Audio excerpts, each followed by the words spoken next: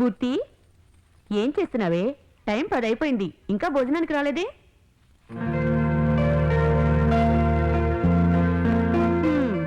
ఫోటోని చూసి కలలోనే కాపురం చేస్తున్నావా? లెగవే తల్లి, టైం 10 అయింది. అయ్యో, అప్పుడే తెల్లారిందా? ప్రేమ మైకంలో పడిన నీకు రాత్రి పగలు తేడా తెలియటం లేదు. భరత్ని పిలిపించి నీకు 3 ముళ్ళు వేయిస్తే గాని నీ రోగం కుదరదు. సిగ్గులొలకబోస్తూ ముసిముసిగా నవ్వితే కడుపు నిండదమ్మా. త్వరగా భోజనం వడ్డిస్తాను.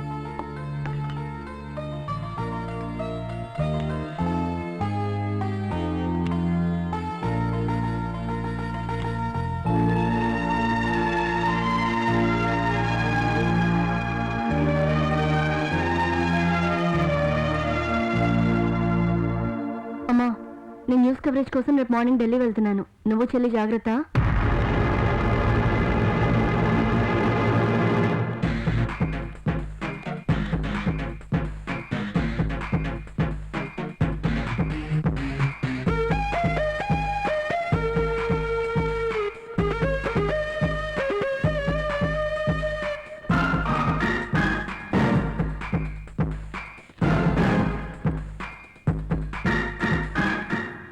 ఏమండి, రాత్రి 10 అయింది, రండి పడుకుందాం. నువ్వు పడుకొస్తున్నా? నాకు ఒంటరిగా నిద్ర రావట్లేదండి.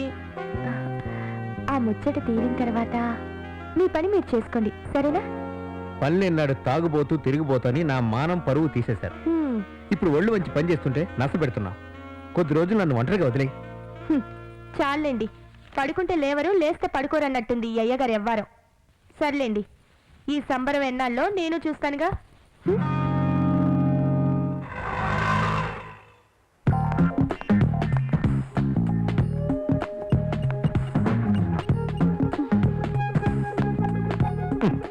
ఊరిపోతారేమిట్రా ఢిల్లీ చేరింది? పైగా మన గెస్ట్ హౌస్ ముందు తచ్చెట్లాడుతుంది. కొంపదీసి మన రహస్యాలు కనిపెట్టడానికా? అంతే అంటుంది సార్. అల్లుడు సాదా సీదా అమ్మాయితో తిరగడం కాదు, బాగా పొగరబట్టిన ఇలాంటి అమ్మాయితో ఆడుకో, రంజే వేరు.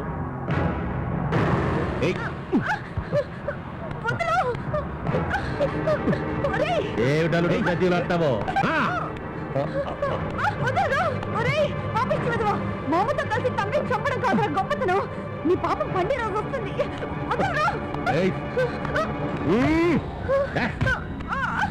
కల్లుడు, నీదేదో శునక పౌరుషం అనుకున్నాను గాని పిచ్చుక పౌరుషం అని ఇప్పుడే తెలిసింది. ఇప్పుడు చూపిస్తాను చూడు నా మగతనం ఏమిటో. అదే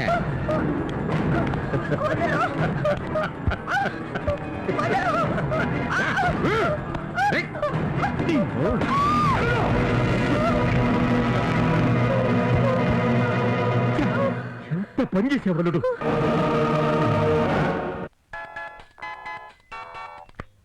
చెప్పరా?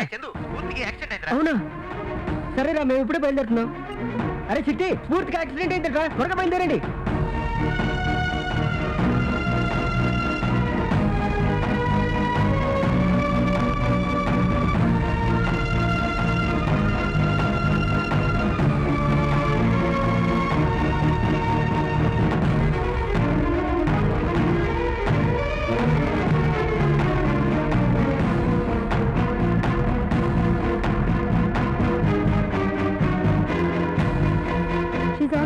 Nothing to worry.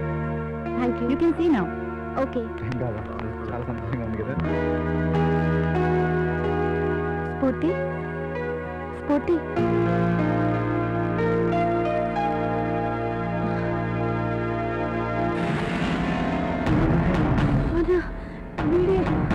వీడే నన్ను కత్తిగా పడిచింది. మళ్ళీ ఇక్కడికి వచ్చాడు. వాడిని బయటకు పంపించేసి. స్ఫూర్తి, కంగారు పడుకు. నువ్వు అనుకున్నట్టు ఇతను పిఎం జనార్దన్ కాదు, మన భరతే. స్ఫూర్తి, లేదు, మీరు నాకు అబద్ధం చెప్తున్నారు. వెళ్ళి వాడి బయటకు పంపించేయండి. లేదు స్ఫూర్తి, నేను నిజంగా భరతనే. నా మాట నమ్ము స్ఫూర్తి.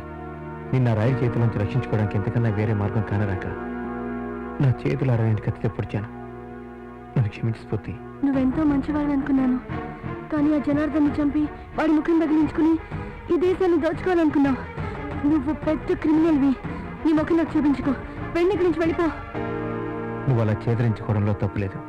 నేను ఎందుకు అలా మారిపోయాను చెప్తావేనా? దేవి, ఏంటన్నయ్యా? నీకు ఎంసెట్ లో ర్యాంక్ వచ్చిందమ్మా. తప్పకుండా సీట్ వస్తుంది నీకు. థ్యాంక్స్ అన్నయ్య. చూడండి నాన్నగారు.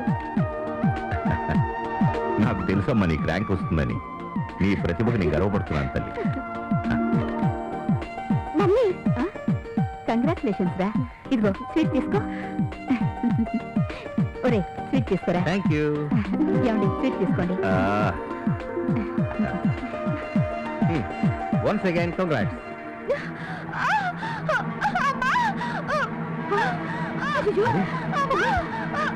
ఏమైందమ్మా? అమ్మాయికి పుట్టినప్పుడు అనుకుంటానండి. అక్కడ అట్టుకోలేకపోతుంది. హాస్పిటల్ దగ్గరలోనే ఉంది. త్వరగా రా. ఏం కాదమ్మా, మేమంతా ఉన్నాం కదా.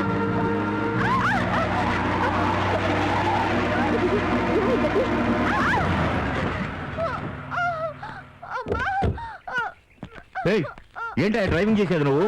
డ్రైవింగ్ లైసెన్స్ ఉందా? దిగు, కింద దిగు. ఏంటయ్యా దబాయిస్తున్నావు? లైసెన్స్ లేకుండా డ్రైవింగ్ చేస్తారా? రాంగ్ సైడ్ వస్తావా? మీరే అడ్డంగా పెట్టారు. ఏరా ముసల్నా కొడుక, ఏంట్రా నిక్కుతున్నావు? నాన్న, ఈ పరిస్థితుల్లో వాడితో గొడవ పడుతూ కూర్చుంటే ఎలా? రండి వెళ్దాం. నువ్వు అక్కడిని తీసుకొని హాస్పిటల్కి వెళ్ళు.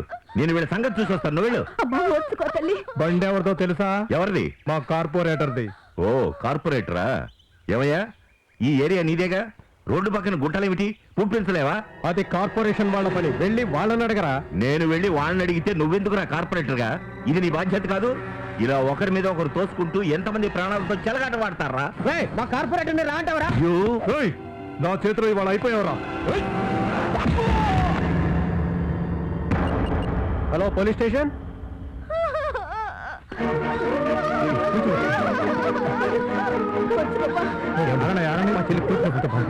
అర్జెంట్గా హాస్పిటల్ జాయిన్ చేయాలి. గేట్ ఓపెన్ చేయండి ప్లీజ్. ఏమ్మా నీకు అసలు బుద్ధుందా? ఇక్కడ మీదకి వచ్చిన తర్వాత కాళ్ళ వెళ్ళ పడితే ఏంటి లాభం? పురుడు పోయడానికి డాక్టర్లు ఉండొద్దా? మంచాలు ఖాళీగా ఉండొద్దా? పంపలే మురిగిపోవు. వెళ్ళి కూర్చోండి. ప్లీజ్ మేడం, కండిషన్ చాలా సీరియస్ గా ఉంది. మా చెల్లిని బతికించండి. ఇలాంటి కేసులు రోజుకు 100 వస్తుంటాయి. ఏంటి నస? కావాలంటే 4 వేలు సర్దండి, సుఖంగా ప్రసవం జరుగుతుంది. అబ్బా, ఈ వస్తువు తీసుకోమ్మా. ఈ వస్తువు తీసుకుని నా బిడ్డకు పురుడు పోయమ్మా. చాలేవమ్మా, నాదేమన్నా మార్వాడి కొట్టు అనుకుంటున్నావా? నగలు తీసిస్తున్నా. వెళ్ళి వెళ్ళా. అమ్మా రాక్షసి, ప్రాణం పోయమని ప్రాధాన్యపడుతుంటే మా అమ్మని తోసేస్తావా? ఎంత కండ కావాలి నీకు? విజయ కొంచెం వచ్చుకోమ్మా. విజయ విజయ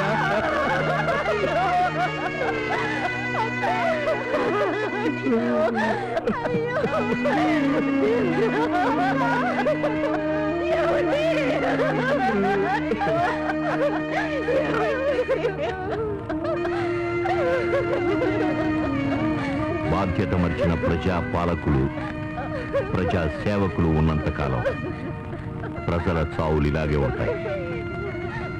ఈ అరాచకం ఇంకెన్నాళ్ళో సాగదు. ఏం పర్వాలేదు, ధైర్యంగా వెళ్ళమ్మా.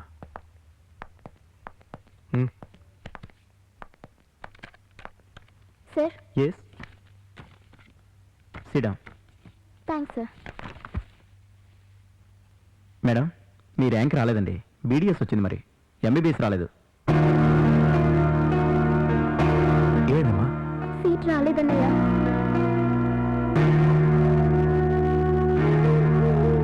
ఏం తల్లి, కౌన్సిలింగ్కి వెళ్ళలేదా? ఇలా వచ్చావు? కౌన్సిలింగ్ కి వెళ్ళాను నాన్న. ఒక్క ర్యాంక్ తేడాతో సీట్ పోయింది. పోన్లే తల్లి, ఈసారి ఫస్ట్ ర్యాంక్ తెచ్చుకుందువు గాని. ఒక సంవత్సరం అంతా వృధా అయిపోతుంది నాన్న. అయితే కానీ తల్లి, చేసేదేముంది? మా ఫ్రెండ్స్ అందరూ ప్రైవేట్ కాలేజ్ లో చేరుతున్నారు నాన్న. నేను కూడా జాయిన్ అవుతాను నాన్న. ప్రైవేట్ కాలేజ్ అంటే మాటల బోల్డెన్ డొనేషన్స్, టర్మ్ ఫీజులు ఉంటాయి. అది మన వల్ల సాధ్యం కాదమ్మా. ఫస్ట్ ర్యాంక్ తెచ్చుకోవడానికి ప్రయత్నించాలి. ఇప్పుడే ఇలా జరిగింది, ఇంకా రేపేం జరుగుతుందో నాన్న. ఏం తల్లి, నీ ప్రతిభ మీద నీకు నమ్మకం లేదా? ఇలా నిరుత్సాహపడుతున్నావు? నేను ప్రతిభను నమ్ముకునే మేజర్గా పైకొచ్చిన వాడిని. ప్రతిభకి పట్టాభిషేకం జరగాలి. నువ్వు కూడా ప్రతిభని నమ్ముకొని ఫస్ట్ ర్యాంక్ తెచ్చుకోవడానికి ప్రయత్నించు. ఎన్నో రకాల రిజర్వేషన్ విధానాలు, ప్రతిభకు మనుగడ ఎక్కడుంది నాన్న? రాజ్యాంగ విధానమే అలా ఉన్నప్పుడు ఏం చేయగలని చెప్పు. ప్రతిభతోనే పైకి రావాలి.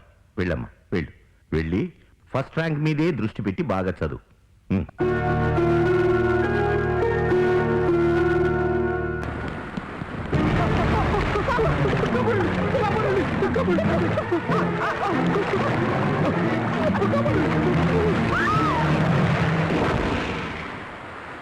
దేవి ఎక్కడున్నావే?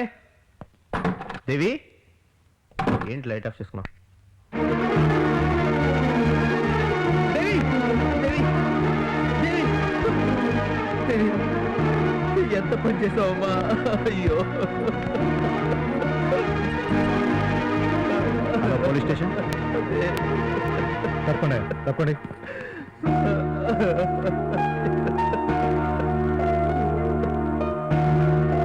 ప్రతిభకు పట్టాభిషేకం జరుగుతుందని ఆశించాను, కానీ అలా జరగలేదు.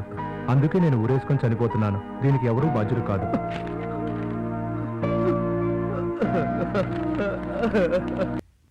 ఇక ఏ ముఖం పెట్టుకొని దహన సంస్కారాలు చేయమంటావురా? నీ మాట నీదే కానీ నా మాట వినవా నాన్న? కనీసం చివరి చూపుకైనా రండి. నీకెన్నిసార్లు చెప్పాలిరా ఈ కలుషిత సమాజంలోకి అడుగుపెట్టనని?